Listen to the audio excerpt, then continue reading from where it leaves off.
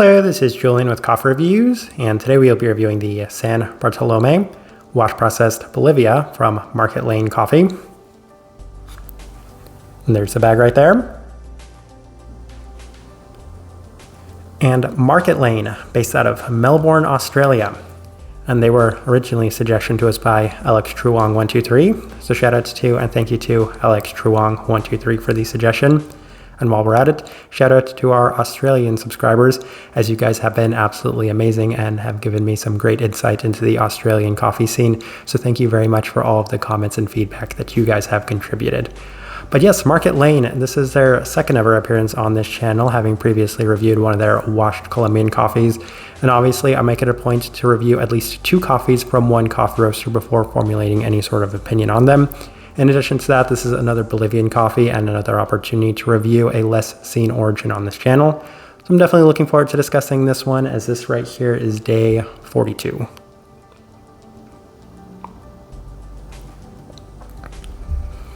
And recipe we went with for this coffee was our standard recipe, a 16:1 water to coffee ratio, brewed at 96 degrees Celsius, about 205 degrees Fahrenheit. And I like this one best through the Chemex, which indicates a more medium grind. Roast profile for this coffee, honestly, the best way I can describe some of Market Lane's coffees is late 2010s American coffee, as it has that sort of light medium range to it, where it's not quite to the extent where a lot of people would consider it to be a medium. But even then, it's not necessarily the lightest coffee. It just kind of falls into this undescribed middle ground of all of those things, where if anything I could say, it reminds me of some of Passenger's coffees and some of the lighter side of a place like Kuma's coffees. Hopefully that gives you an idea. With that out of the way, let's go ahead and start discussing this coffee after the motorcycle. All right, day 20, first impression, opted for the V60, and it was actually quite balanced, as there was an unsurprisingly chocolate forward aspect to the cup. There's a little bit more in terms of a sweeter chocolate base with a classic complementary fruit brightness, and it did cool off nicely into a noticeable amount of South American characteristics. So overall, a pretty solid cup. A lot of the things I might expect from a washed Bolivian coffee, but even then, given that it was well done in a sweeter and more defined profile, enjoyed it. So we move on to day 22. Ran it through the Chemex, and it was a pretty similar experience with the sweetness present yet again in somewhat notable abundance. In addition to that, a lot of the fruit brightness with a bit more of the classic chocolate base, complemented by a caramel and nutty aspect in a surprisingly long-lasting cup. Was another takeaway I had from these first couple of impressions. So overall, pretty solid experience. Day 24 opted for the April brewer, and it's perhaps slightly less sweet than it had been up to this point, but a bit more definition, as the nuttiness of the cup was most prominent on this day. In addition to that, the brightness also felt slightly toned down, with the coffee being more moderate in general, which did open it up a little bit for clarity, but with that trade-off, it wasn't necessarily my favorite.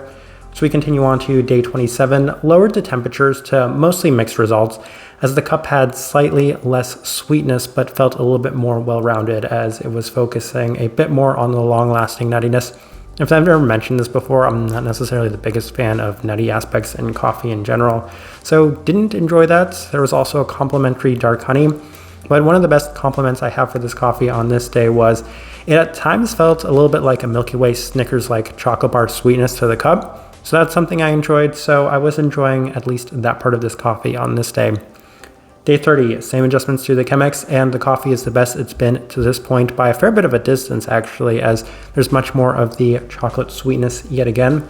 There's a little less brightness, but the cup opens up a lot more as it does cool down, and a little bit more of a delicate nutty sense. So maybe not my favorite part of this coffee, but even then, I was just kind of enjoying the structure of this coffee on this day.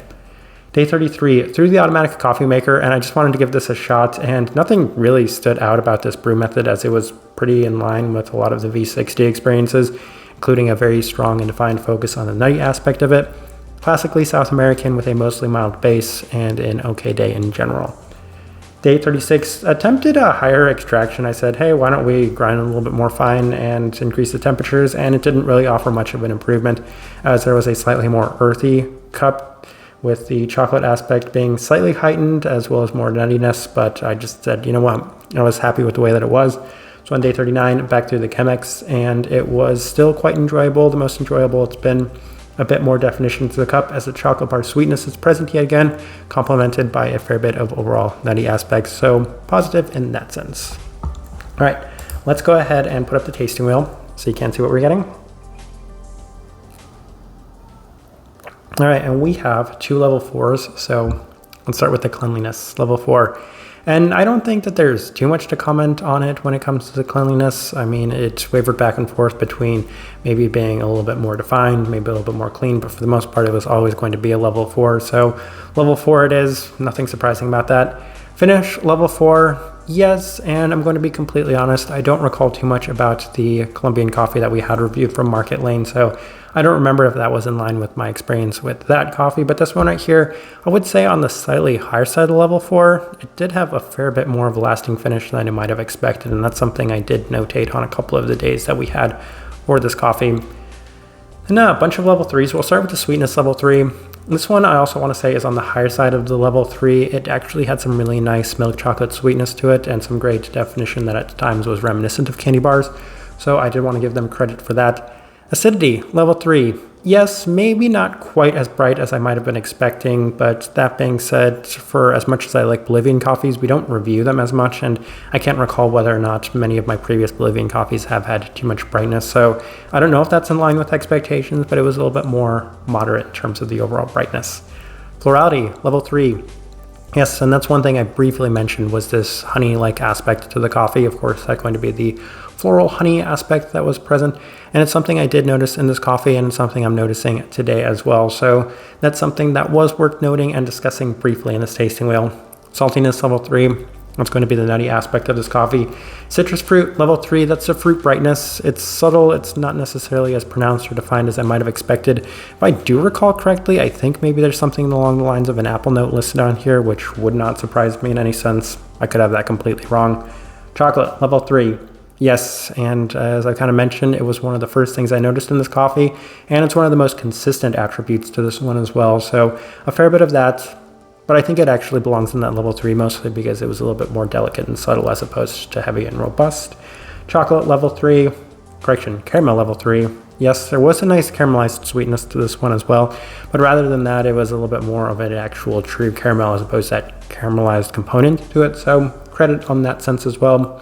Savoriness level 3, I'm attributing that to the nutty aspect yet again. I think they have hazelnut listed on here. Honestly, I don't look at the tasting notes too often on most of the coffees that we review, but I think hazelnut is the note that they have listed on here. So maybe like a slight hazily aspect to it, hazelnut-like aspect to it, but there's kind of a savory nuttiness in general to this cup. And then the last thing really worth discussing is the body of the level 2. Maybe a little lighter body than I might have expected given that this is a South American coffee, but once again, the brew method is going to play a significant role in it as the Chemex is often going to yield a lighter bodied cup in general. So looking at this tasting wheel, I do think that it's a pretty good representation of what I was getting from this coffee. All right, so my overall thoughts and impressions of this coffee.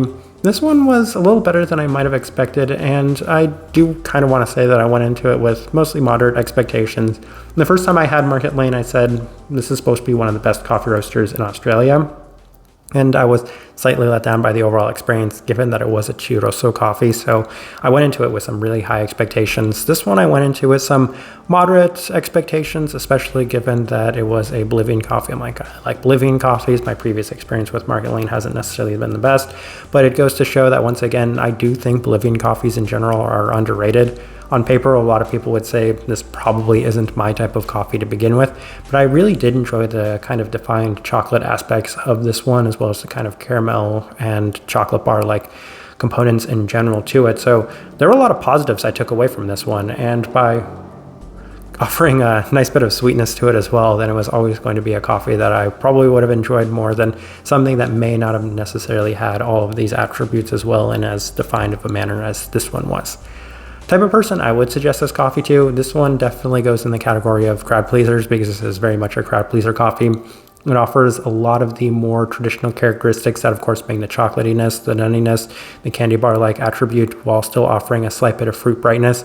This is kind of peak crowd pleaser coffee where if you just put it in an automatic coffee maker, serve it to a bunch of people, they'll say, okay, this is actually a quite nice cup of coffee. That's the best direction I can point somebody towards for this one and the best way I can leave this review. If you by chance had an opportunity to try this coffee, I'd love to know your thoughts and impressions of it as well. If you're enjoying the content, give this video a like, subscribe if you're not already subscribed. This right here has been a review of the San Bartolomé wash processed Bolivia from Market Lane Coffee. Thank you for watching.